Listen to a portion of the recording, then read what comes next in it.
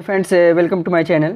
देखिए, मैथ का जो है कुछ वीडियो जो रामबाण कैप्सूल है, 2 वीडियो आप तक डाले हैं और भी वीडियो बचा हुआ है जो इम्पोर्टेंट क्वेश्चन सब बना के जो है उसमें अपलोड करेंगे।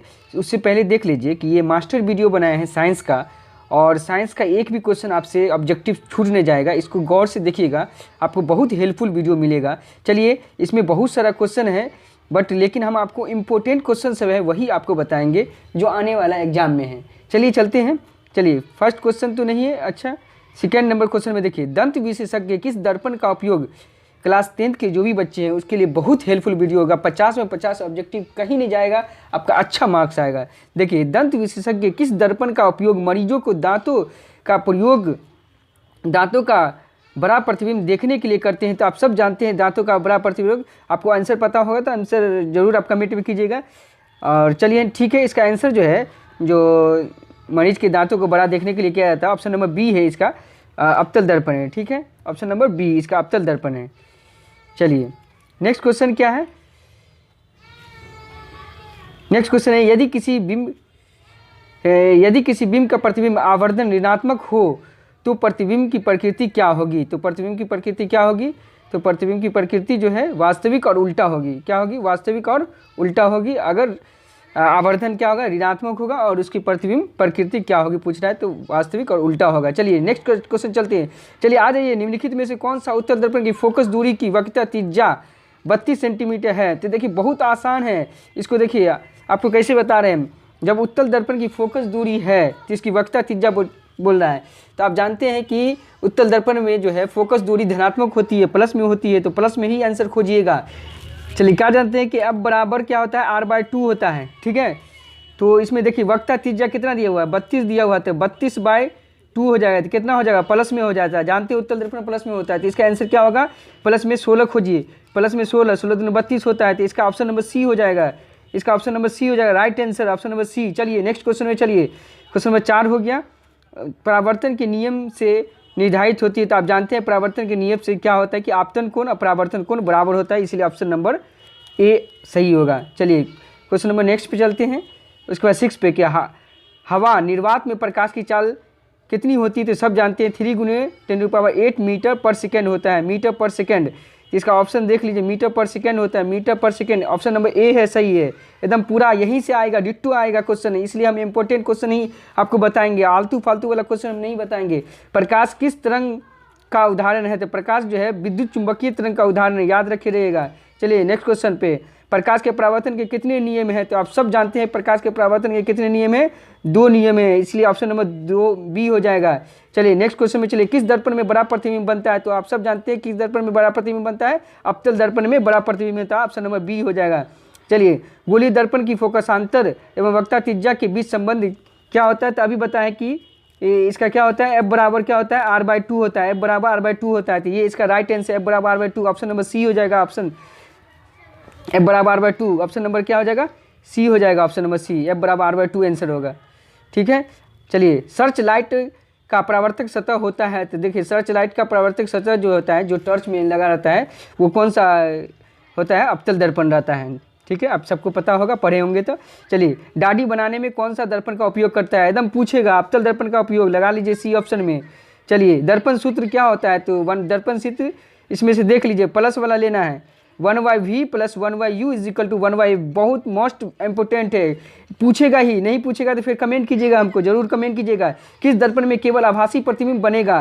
तो जान लीजिए कि आभासी प्रतिबिंब बनेगा तो समतल और उत्तल दोनों में आभासी प्रतिबिंब बनता है, तो इसलिए ऑप्शन नंबर क्या हो जाएगा, डी हो जाएगा इसका आंसर, राइट आंसर। चलिए 15 में चलिए, समतल दर्पण में प्रतिबिंब की प्रकृति क्या होती है। तो समतल दर्पण में आपको प्रतिबिंब की प्रकृति पता होगा कि आभासी तथा बराबर होती है, तो इस ऑप्शन में डी हो जाएगा सही आंसर, राइट। चलिए, गोलीय दर्पण की फोकस दूरी वक्रता त्रिज्या की क्या होती है। तो आप सब जानते हैं कि आधी हो जाती है, इसीलिए ऑप्शन नंबर ए हो जाता है, कि क्योंकि अभी बताए हैं कि F बराबर r/2 होता है, तो वक्रता त्रिज्या आधी हो जाती है। चलिए नेक्स्ट क्वेश्चन में चलते हैं। 17 में, कि किसी वस्तु का आवर्तित काल्पनिक प्रतिबिंब बनता है। तो किसमें आवर्धित माने कि बड़ा और काल्पनिक प्रतिबिंब बनेगा। तो इसका आंसर क्या होगा, अवतल दर्पण में बड़ा और काल्पनिक प्रतिबिंब बनेगा अवतल दर्पण में। चलिए और नेक्स्ट क्वेश्चन में चलते हैं। नेक्स्ट क्वेश्चन में 18 नंबर नहीं, 23 में चलिए, 23 में क्या है कि एक उत्तल दर्पण की फोकस दूरी 20 सेंटीमीटर है। देखिए फिर क्वेश्चन रिपीट किया था, एफ उत्तल दर्पण में फोकस दूरी जो है प्लस में होता है, याद रखिए 20 सेंटीमीटर है, तो इसका आधा देख लीजिए ना, वक्ता त्रिज्या पूछा था, आधा कितना होगा 10 सेंटीमीटर होगा, तो इसका ऑप्शन नंबर ए सही होगा, राइट ए आंसर होगा सही। चलिए आगे बढ़िए, बहुत वीवीआई क्वेश्चन है, पूछेगा ये ऑब्जेक्टिव। चलिए आगे बढ़िए, उसके बाद 25 नंबर में चलिए, किसी दर्पण के सामने आप चाहे जितनी दूरी पर खड़े हो आपका प्रतिबिंब सीधा ही बनता है, तो कौन सा दर्पण बनता है बच्चों? आप सब जानते हैं कि समतल दर्पण बनता है। चलिए ऑप्शन नंबर ए लग गया है। चलिए इसके बाद आपको, चलिए 32 में आ जाइए, जो इम्पोर्टेंट है वही बता रहे हैं, इसमें बहुत सारा क्वेश्चन टाइप किया गया है, लेकिन इम्पोर्टेंट क्वेश्चन सबको आपको बताया जा रहा है, ठीक है। क्या समतल दर्पण में बने प्रतिबिंब को पर्दे पर उतारा जा सकता है, हाँ या नहीं? जल्दी बताइए। तो ऑप्शन होगा नहीं होगा, समतल दर्पण से बना प्रतिबिंब पर्दे पर नहीं उतारा जा सकता है। चलिए बहुत इंपॉर्टेंट क्वेश्चन, प्रकाश की एक किरणें की समतल दर्पण पर 60 डिग्री का कोण बनता है, तो परावर्तन का कोण कितना होगा? आप सब जानते हैं कि ये आपका दर्पण है, तो कोई किरण जो है ऐसे आती है, यहाँ से आपतित होती है तो परावर्तित हो जाती है, तो इस पर कितना डिग्री का कोण बनता है? 45 का एंगल बनता है, 90 होता है ना, तो ये 60 है, तो 30 खोजिए, 60 30 90 होता है, तो इसके लिए ऑप्शन नंबर क्या हो जाएगा? ऑप्शन नंबर बी हो जाएगा सही, राइट आंसर। चलिए 32 हो गया है, 32 के बाद आ जाइए तो 36 में आ जाइए। सब क्वेश्चन नहीं बताएंगे, जो इंपॉर्टेंट रहेगा वही क्वेश्चन बताएंगे, एग्जाम में आने वाला क्वेश्चन सब है। उत्तल दर्पण द्वारा बना प्रतिबिंब कैसा होता है? हमेशा सीधा होता है। चलिए ऑप्शन नंबर ए सही है, राइट आंसर है। उसके बाद का क्वेश्चन कौन सा है? हाँ, साइड मिरर के रूप में, ये बहुत बार क्वेश्चन पूछे हुआ है। साइड मिरर के रूप में कौन सा उपयोग करते हैं? उत्तल लेंस, अवतल लेंस, इनमें से दोनों और इनमें से कोई नहीं, तो इसका साइड मिरर के रूप में जो है उत्तल दर्पण का उपयोग किया जाता है। ऑप्शन में गलत है, ये इधर हो गया थोड़ा, उत्तल लेंस गलत हो गया, ऑप्शन उत्तल दर्पण होगा, लेंस लिखा गया। चलिए इसका ऑप्शन सही क्या हो जाएगा? उत्तल दर्पण होगा, उत्तल दर्पण हो जाएगा, दर्पण होगा, लेंस इधर लिखा गया है टाइप करने में। प्रकाश की किरणें गमन करती है, तो सबको मालूम है, पढ़े होंगे तो आपको जरूर जवाब दिए होंगे, तो इसका आंसर जो है सीधी रेखा में गमन करती है प्रकाश की किरणें। चलिए प्रतिबिंब हमेशा होता है तो कैसा होता है? सीधा होता है। चलिए आपको राइट आंसर सही है, सीधा होता है, जो भी सीधा बोले हैं सही है। चलिए आ जाइए नेक्स्ट क्वेश्चन, 50 में आ जाइए। तो 50 में अच्छा क्वेश्चन है, जो क्वेश्चन इंपोर्टेंट वही, मोटर गाड़ी के चालक के सामने लगा रहता है, तो कौन सा दर्पण? तो उत्तल दर्पण लगा दीजिए, जहाँ मोटर गाड़ी साइड मिरर लगे आप उत्तल दर्पण में आँख मूंद के लगा दीजिए, कोई दिक्कत नहीं है। चलिए ऑप्शन नंबर 53 में चलिए, 53 में देखिए बहुत इंपॉर्टेंट क्वेश्चन है, ये क्वेश्चन छोड़ दिए तो समझिए एग्जाम का 1 नंबर आपका कट गया। अवतल दर्पण की फोकस दूरी वक्ता त्रिज्या की क्या होती है? अवतल दर्पण की फोकस दूरी वक्ता त्रिज्या की आधी हो जाती है। ये आप क्वेश्चन देख लीजिए कि आज इससे पहले प्रकाश का प्रवर्तन बताया, अब प्रकाश का अपवर्तन होगा। एक ही वीडियो में समझिए ना, पूरा चैप्टर कवर कर देंगे, आज के एक वीडियो में देख लीजिएगा ना, 50 में 50 कोई नहीं रोक सकता है। चलिए आ जाइए, तो क्वेश्चन नंबर 2 इंपॉर्टेंट है, कौन सा लेंस अपसारी लेंस कहलाता है? तो अपसारी लेंस याद रखिए, अपसारी लेंस जो है अवतल लेंस को बोलते हैं, ठीक है। कहीं पर लिखा होगा अभिसारी लेंस, तो अभिसारी लेंस जहाँ पर होगा उत्तल लेंस लगा दीजिए, याद कर लीजिए, बार बार इसको माइंड में टेकअप कीजिए। क्या अपसारी रहेगा, अप रहेगा तो अवतल, और अभी रहेगा तो उत्तल। चलिए आगे चलिए, तो क्वेश्चन नंबर 3 पे चलिए। तो देखिए बहुत इंपॉर्टेंट क्वेश्चन, उत्तल लेंस की फोकस दूरी 20 सेंटीमीटर है, तो लेंस की क्षमता ज्ञात करिए। देखिए याद रख लीजिए, ये क्वेश्चन जो ना बहुत बार एग्जाम में आएगा और आएगा ही आएगा, याद रखिएगा। तो उत्तल लेंस जो है आप जान लीजिए, उत्तल लेंस में जो है जो की क्षमता होती है पॉजिटिव होती है, तो इसमें 20 का जो है आप जानते हैं कि P बराबर क्या होता है? P बराबर होता है, P बराबर 1/f होता है, P बराबर 1/f होता है। तो डायप्टर इसमें पूछ रहा है, फोकस 20 सेंटीमीटर है, तो क्या हो जाएगा? 1/20 हो जाएगा। तो 1/20 अगर कंप्लीट कीजिएगा कितना हो जाएगा? ये होगा, अगर डिवाइड दीजिए 20 पंचे 100, 5 डायप्टर होगा, ऑप्शन नंबर सी हो जाएगा। देख लीजिए, कैलकुलेशन कर लीजिएगा, 5 डायप्टर होगा इसका आंसर, क्योंकि उत्तल लेंस जब रहेगा ना तो पॉजिटिव में डायप्टर खोजिएगा, तो आप देख सी हो जाएगा, right answer option number C. चलिए नेक्स्ट, चलिए क्वेश्चन नंबर 5 में प्रकाश के, चलिए क्वेश्चन नंबर नेक्स्ट चलिए। तो ये क्वेश्चन एग्जाम में आएगा, किसी माध्यम के अपवर्तनांक का मान होता है sin i/sin r, सब जानते हैं, इसको टिक लगा लीजिए। नहीं जानते तो बार बार इसको रिकॉल कीजिए, याद करने का कोशिश कीजिए। बी ऑप्शन नंबर हो जाएगा साइन आई साइन आर। चलिए आगे चलिए। 7 के बाद 8 में आफ्टर लेंस के आवर्धन एम एम एम एम बराबर क्या होता है? वी बाई यू नहीं है ऑप्शन में, हाँ है ऑप्शन में है। एम बराबर क्या होता है? वी बाई यू होता है। याद रखिएगा, लेंस में पूछेगा तो एम बराबर वी बाई यू लगाइएगा। अगर दर्पण में पूछेगा आवर्धन तो एम बराबर माइनस वी बाई यू होगा। चलिए ठीक है, नेक्स्ट क्वेश्चन बढ़ते हैं। चलिए आ जाइए, सब आ जाइए। तो 2D क्षमता वाले लेंस का फोकसांतर होगा। 2D क्षमता वाले लेंस का फोकसांतर कितना होगा? देखिए तो यही फार्मूला पे बनेगा, P बराबर 1/f पर कल P बराबर हम लिखेंगे 1/f। तो देखिए यहाँ पे सॉल्व करेंगे तो P का वैल्यू जो है हम कितना देंगे? 2D लिखेंगे। 2D बराबर 1/f, क्रॉस मल्टीप्लिकेशन कर लीजिए, हमको फोकस दूरी निकालना है। ठीक है, 1 लेके क्रॉस मल्टीप्लिकेशन तो क्या हो जाएगा? 2DF इज इक्वल टू 1 हो जाएगा। हमको f निकालना है तो 1/2 हो जाएगा। 1/2 डायप्टर नीचे हो जाए तो 1/2 डायप्टर जो है, जहाँ मीटर में ये होता है 2 डायप्टर जो है या फोकस मीटर में होगा, तो इसका आंसर क्या हो जाएगा? 1/2 का पॉइंट में हो जाएगा, जो भी होगा वैल्यू। तो इसका क्या कितना हो जाएगा? पॉइंट में आ जाएगा इसका वैल्यू जो है। अगर इसको सॉल्व करते हैं तो 2 को डिवाइड दीजिए 1 में तो 0 पॉइंट समथिंग, ये 0 हो जाएगा, 2 5 10, 0.5 आएगा। 5 मीटर में आएगा ये, तो मीटर को सेंटीमीटर में चेंज कर दीजिए। तो 5 को 100 से मल्टीप्लाई कर दीजिए। तो बताइए 5 को 100 से मल्टीप्लाई कीजिएगा तो कितना हो जाएगा?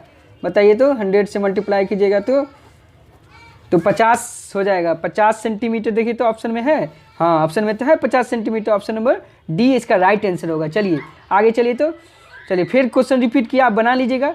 इस तरह का क्वेश्चन आप बन जाएगा। 1 मीटर फोकस दूरी वाले उत्तल लेंस की क्षमता होगी, तो उत्तल लेंस पूछ रहा है तो उत्तल लेंस में प्लस होगा, तो प्लस में 1D खोजिए। प्लस में 1D देखिए option number B right answer, एकदम हल्का है, कोई दिक्कत नहीं है। चलिए 11 में एक उत्तल लेंस होता है, तो एक उत्तल लेंस क्या होता है? किनारों की अपेक्षा बीच में मोटा होता है। चलिए राइट आंसर हो गया 11। उसके बाद 11 के बाद आ जाइए 13 में आ जाइए। राइट, ये क्वेश्चन बहुत बार पूछा है कि निम्न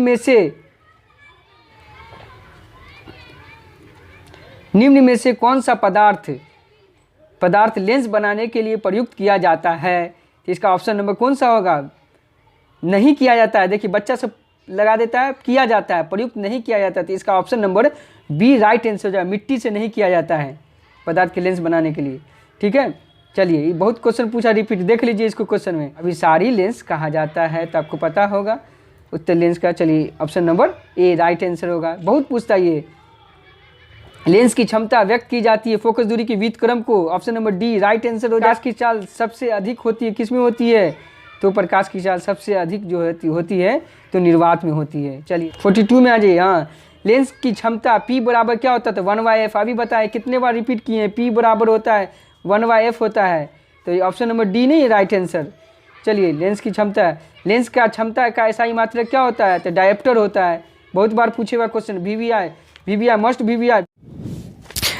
देखिए आज देखिए मानव नेत्र तथा रंग बिरंगा संसार, इसको देखेंगे। चलिए देखते हैं किस दृष्टि दोष को अवतल और उत्तल दोनों लेंसों में बने द्विफोकसी लेंस द्वारा संशोधित किया जाता है? तो इसका राइट आंसर हो जाएगा जरा दृष्टि दोष, ऑप्शन नंबर सी हो जाएगा। चलिए नेक्स्ट बढ़ते हैं। फिर इसी तरह आप देख सकते हैं कि नेत्र में प्रवेश करने वाली प्रकाश की किरणों का अधिकांश अपवर्तन होता है। तो किस में होता है अधिकांश अपवर्तन? तो इसका अधिकांश अपवर्तन जो होता है कॉर्निया के बाहरी पृष्ठ पे होता है। ठीक है, चलिए नेक्स्ट क्वेश्चन चलते हैं कि जब सूर्य का प्रकाश वायुमंडल से गुजरता है तो वायु के सूक्ष्म कण किस रंग के प्रकाश को अधिक प्रबलता से प्रकीर्णन करते हैं? तो नीला हो जाएगा, इसका ऑप्शन डी हो जाएगा। चलिए पुतली के साइज को कौन नियंत्रित करता है? तो सब जानते होंगे, पढ़े होंगे, पुतली के साइज को रेटिना नियंत्रित करता है। तो ऑप्शन क्या है? इसका डी आंसर हो जाएगा। उसके बाद नेक्स्ट है निकट दृष्टि दोष का निवारण किस लेंस के द्वारा होता है? तो निकट दृष्टि दोष का निवारण जो है इसमें ऑप्शन में जो है टैप गलत हो गया, ऑप्शन ए जो है गलत हो गया है। तो इसका अवतल लेंस होगा, उत्तल लेंस नहीं होगा, इसका इसमें गलत दिए हुआ है, अवतल लेंस होगा इसका सही आंसर। भाग पर किसी वस्तु का प्रतिबिंब है वह क्या है? तो इसका राइट आंसर क्या हो जाएगा? दृष्टि पटल पे होता है किसी वस्तु का प्रतिबिंब। तो इसका राइट आंसर डी हो जाएगा। बहुत इंपॉर्टेंट है, VVI लगा लीजिए तो इस क्वेश्चन में ये पूछवे करेगा एग्जाम में। चलिए नेक्स्ट क्वेश्चन चले जाइए। 10 में आ जाए। मानव नेत्र में किस प्रकार का लेंस होता है? तो आप सब जानते हैं कि मानव नेत्र में उत्तल लेंस होता है। ठीक है, ऑप्शन नंबर ए सही हो जाएगा, राइट आंसर। चलिए इसी तरह हम 14 में आ जाते हैं। 14 में क्या बोल रहा है देख लीजिए। 14 में कि 1 एंगस्ट्रॉम का मान कितना होता है? तो सबको पता होगा 1 एंगस्ट्रॉम का मान कितना होता है, 10 का पावर माइनस 10 मीटर होता है ना 1 एंगस्ट्रॉम का मान। चलिए आगे बढ़िए। तो स्पेक्ट्रम प्राप्त, उसके बाद 16 में आ जाइए। आइरिस के पीछे वाली परत को क्या कहते हैं? तो आइरिस के पीछे वाली परत को सिलियरी पेशिया कहते हैं। ये ऑब्जेक्टिव में क्वेश्चन में रहेगा। उसके बाद आ जाइए 17 में आ जाइए। 17 में क्या है क्वेश्चन? सामान्य, हाँ ये क्वेश्चन तो बहुत वीवीआई क्वेश्चन है। सामान्य नेत्र के लिए सुस्पष्ट दर्शन की न्यूनतम दूरी हमेशा ये ऑब्जेक्टिव में रहेगा ये 25 centimetre. Option number A, sorry option number C इसका आंसर होगा, 25 सेंटीमीटर। चलिए किसी वस्तु का प्रतिबिंब नेत्र के किस भाग पर बनता है? नेत्र के किस भाग पर बनता है? तो रेटिना पर बनता है इसका। ठीक, या दृष्टि पटल भी लगा सकते हैं। हाँ देखिए, जो नेत्र निकट स्थित वस्तु को स्पष्ट रूप से नहीं देख सकता है उस नेत्र में होता है। तो ये अच्छा क्वेश्चन है, जरा दृष्टि दोष होता है।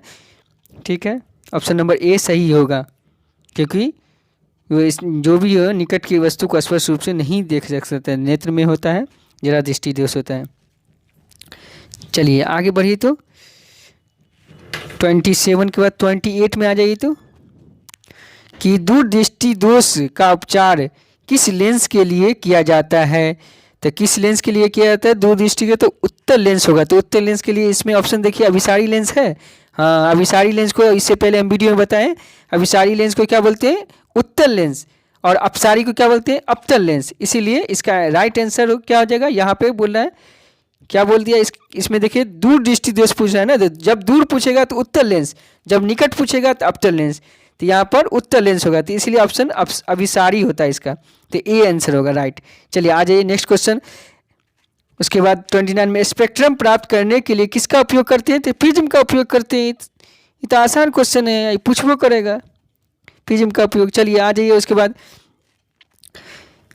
बाद इसमें आ जाइए, एक प्रिज्म में कितने सतहों से घिरा रहता है? तो 2, 3, 4, किसमें होगा? 5 सतह से घिरा रहता है। ऑप्शन नंबर डी सही हो जाएगा। चलिए आगे बढ़िए। उसके बाद आइए 32 में आ जाइएगा।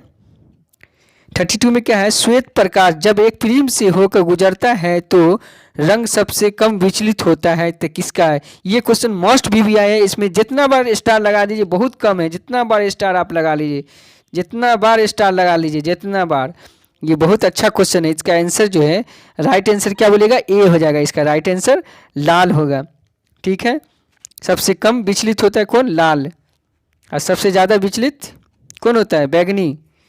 देखिए, प्रकाश के किस वर्ण रंग के तरंगदैर्घ्य अधिकतम होता है? तो तरंगदैर्घ्य सबसे अधिकतम तो जानते हैं कि लाल का होता है। तो ऑप्शन नंबर सी हो जाएगा। प्रकाश जब प्रिज्म से गुजरता है तो सर्वाधिक विचलन होता है। तो देखिए अलग अलग क्वेश्चन पे पूछ रहा है, ये देख लीजिए। श्वेत प्रकाश जब प्रिज्म से गुजरता है तो सबसे अधिक विचलन किस में होता है? तो ऑप्शन नंबर सी, बैगनी में सबसे अधिक विचलन होता है। ठीक है, तो लगा लीजिएगा टिक, बैगनी में लगा लीजिए टिक, सबसे अच्छा। आकाश दिखाई देता है, तो कैसा दिखाई देता है आकाश? चंद्रमा से देखने पर तो आकाश काला दिखाई देता है। Option number C. उसके बाद 45 पे आ जाइए। प्रकाश के किन रंगों में प्रकीर्णन सबसे कम होता है?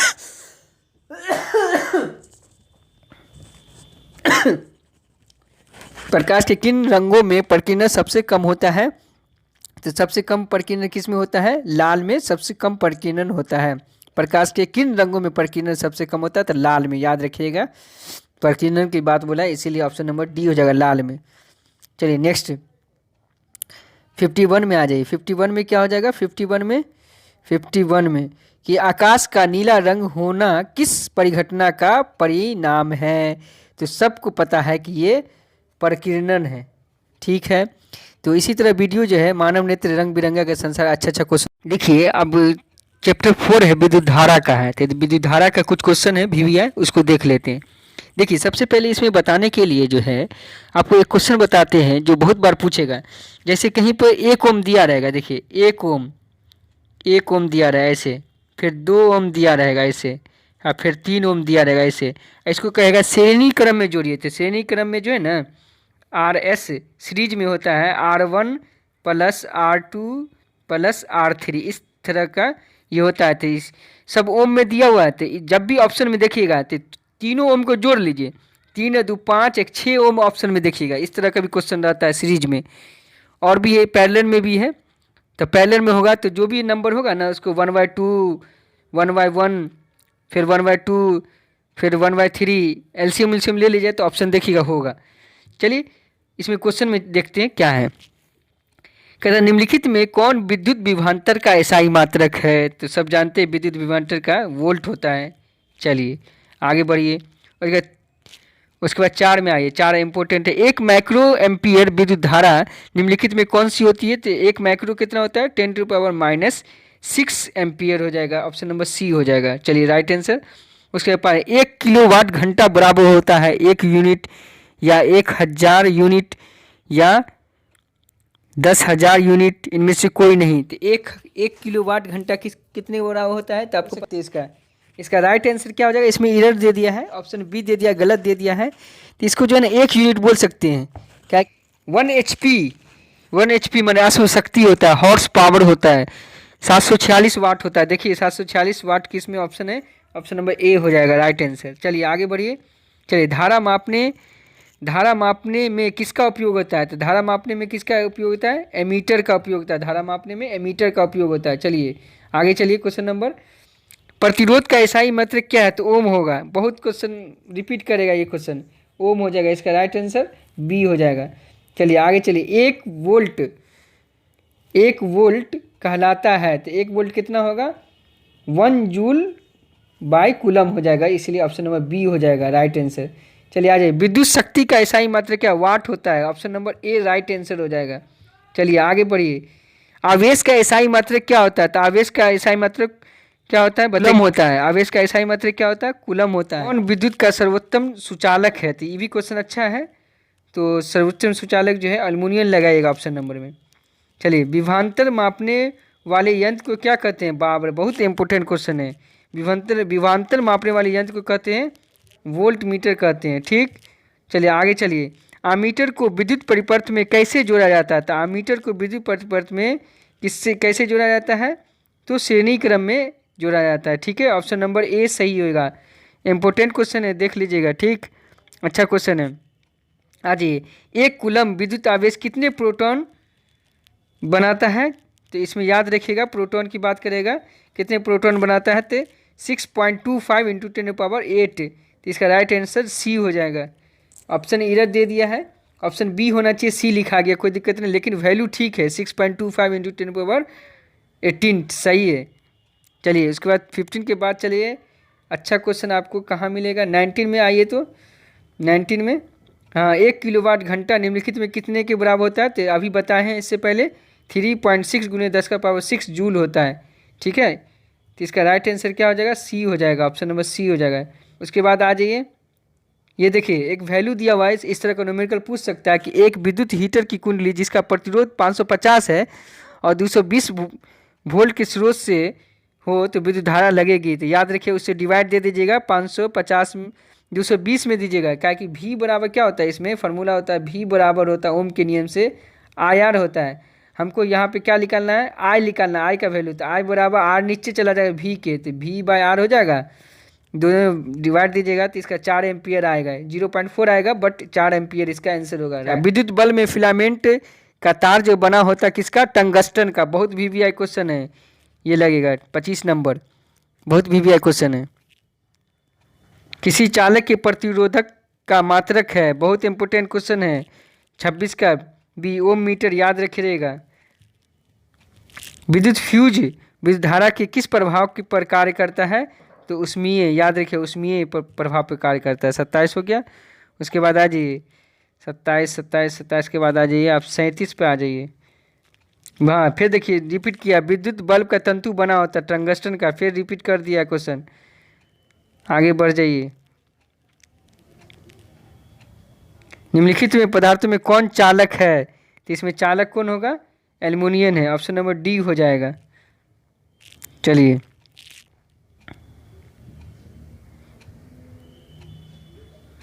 विद्युत धारा की प्रबलता का एसआई मात्रक क्या होता है? तो विद्युत धारा की प्रबलता का एसआई मात्रक याद रखिए एम्पीयर होता है।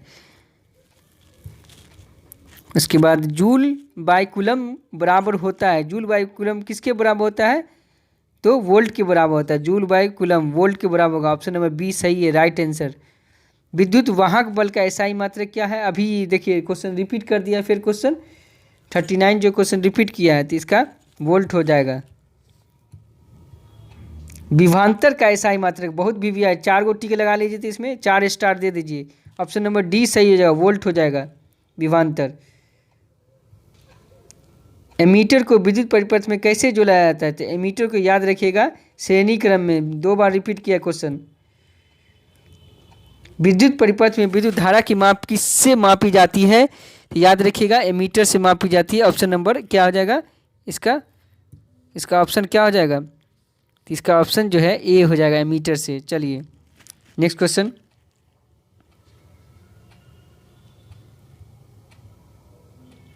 देखिए 3 ओम को 3 प्रतिरोधों के समांतर क्रम में जोड़ने पर समूहित करने पर समतुल्य क्या होगा?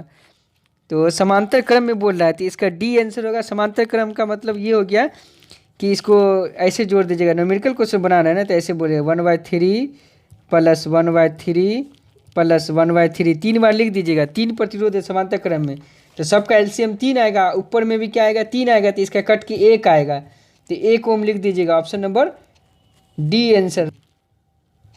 विद्युत धारा उत्पन्न करने की युक्ति को क्या कहते हैं? तो जनित्र कहते हैं, याद रखिएगा। क्या है? 1 किलोवाट घंटा मात्रक है धारा का, समय का, विद्युत ऊर्जा का, विद्युत शक्ति का। तो इसका आंसर होगा विद्युत ऊर्जा का। यहाँ पे राइट लगा सकते हैं। घरों में विद्युत परिपथ समूहित रहता है, तो किस में रहता है? घरों में समांतर क्रम में विद्युत परिपथ समूहित रहता है। वोल्ट बाय एम्पियर प्रदर्शित किसको करता है? तो ओम को। याद रखिए वोल्ट बाय एम्पियर जो है ओम को प्रदर्शित करता है। एम्पियर सेकेंड मात्रक है किसका? तो एम्पियर सेकेंड मात्रक है आवेश का। याद रखिएगा एम्पियर सेकेंड मात्रक है आवेश का। ओम का नियम सत्य है, तो ओम का नियम किस पर सत्य है? तो केवल धात्विक चालकों पे ही ओम का नियम क्या है? सत्य। तो इसलिए ऑप्शन नंबर ए होगा सही। और ओम का नियम क्या होता है? फॉर्मूला कहीं पर V बराबर IR खोजिएगा। ऑप्शन में कभी कभी ये भी आ सकता है सत्य के लिए। देखिए V प्रोपोर्शनल I के है, तो किसका नियम दिया था? फैराडे ने, वाट ने, ओम ने दिया था। V प्रोपोर्शनल I के ओम ने दिया था। ओम के नियम का सूत्र क्या है? V बराबर IR। अभी बताएं, देखिए आ भी गया, इसलिए ऑप्शन नंबर सी हो जाएगा राइट आंसर। इलेक्ट्रॉन का कितना आवेश होता है? तो याद रखिएगा इलेक्ट्रॉन का कितना आवेश होता है? 1.6 × 10⁻19 कूलम। बहुत वीवीआई 4 स्टार लगा लीजिए। वीवीआई क्वेश्चन से रहेगा। 1 कैलोरी कितने के बराबर होता है? तो 4.2 जूल के बराबर होता है। ऑप्शन नंबर बी लगा लीजिए ठीक, बहुत इंपॉर्टेंट है। वीवीआई लगा लीजिए ना इसमें।